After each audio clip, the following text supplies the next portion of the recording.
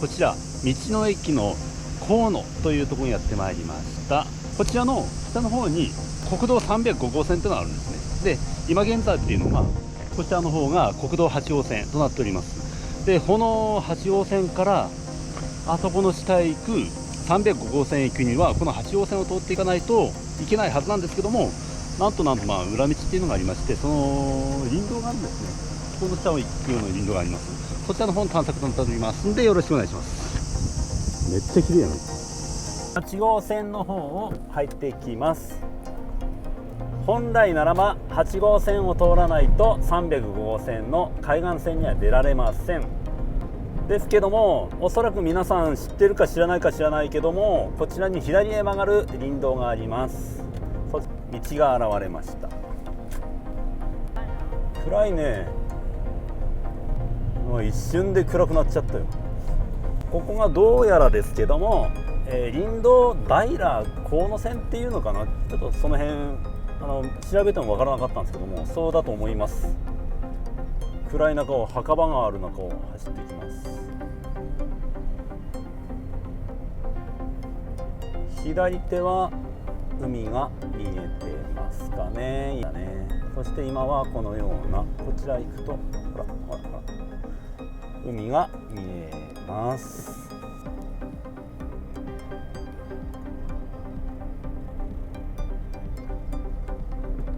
結構昔からある林道になるのかな、なんですけども、あまり知られてないんじゃないかな。ここは地元の人は知ってるかもしれないけどね。なんかこれ右手にこれなんだっけこれ、モノレールかなんか梅かな、わからないけど梅の栽培してるのかもしれません。違ったらごめんなさい。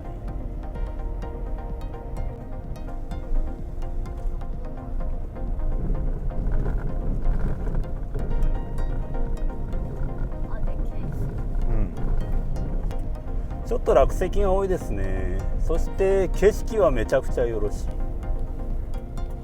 まあそんな誰かが通るような道じゃないんだとは思うんですけど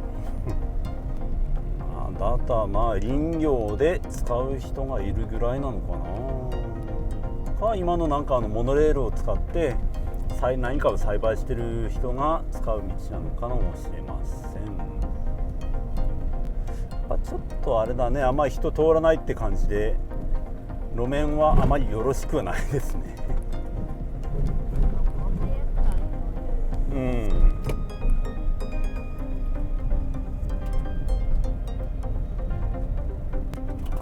本当これはこの道は相当前からある道なんですけどもね。ただ相当前からあるけども、そんな言うて誰も知らないぐらいですから、使う頻度がないでしょうね。ここから増して海へ抜けるために使おうという気にはならないですよね。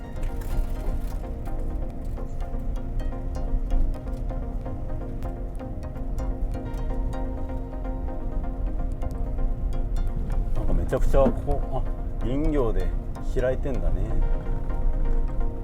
木を削ってじゃねえ、木を切ってんだね。なんかすごい悪いな。私も何回か通ってはいるけども、やっぱいつもなんかここはその草木が覆われてるから、左のボディ側面は傷をつけるような道だと思いますよ。なんであんまり来ないことをお勧めします。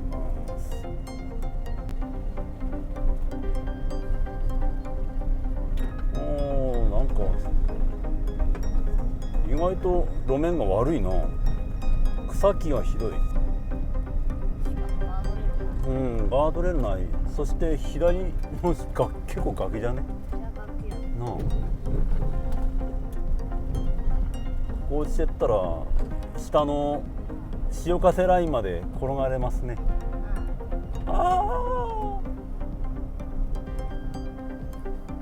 ダメだはい、今日突です残念。もうダメだ。これはもう撮影禁止にできんわ。残念でした。もしかするとこのまま廃道になっちゃうかもしれないね。いっぺんちょっと反対側から行ってみますわ。じゃあね。はい、反対側やってまいりました。こちらから上がれるかどうかを行けるとこまで行ってみます。この潮風ライン入り口の上の方のガードレールですね。の用紙丸々書いてある。他でも入れなくなってるかな、これは。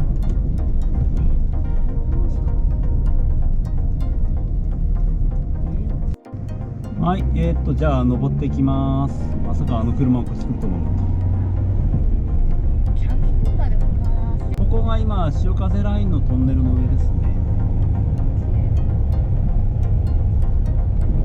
ですけど、おそらく途中で行けなくはなりますけども、まああそこまでも行けるんじゃないかな。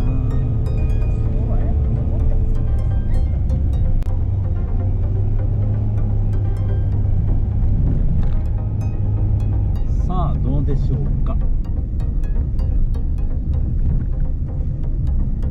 今そこにもうお宅があったんで、そちらは入れますけど、や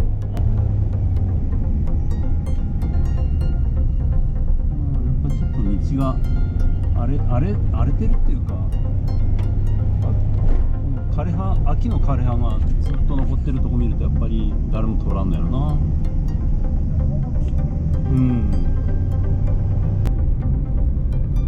うわ、ここで終わりなんだ。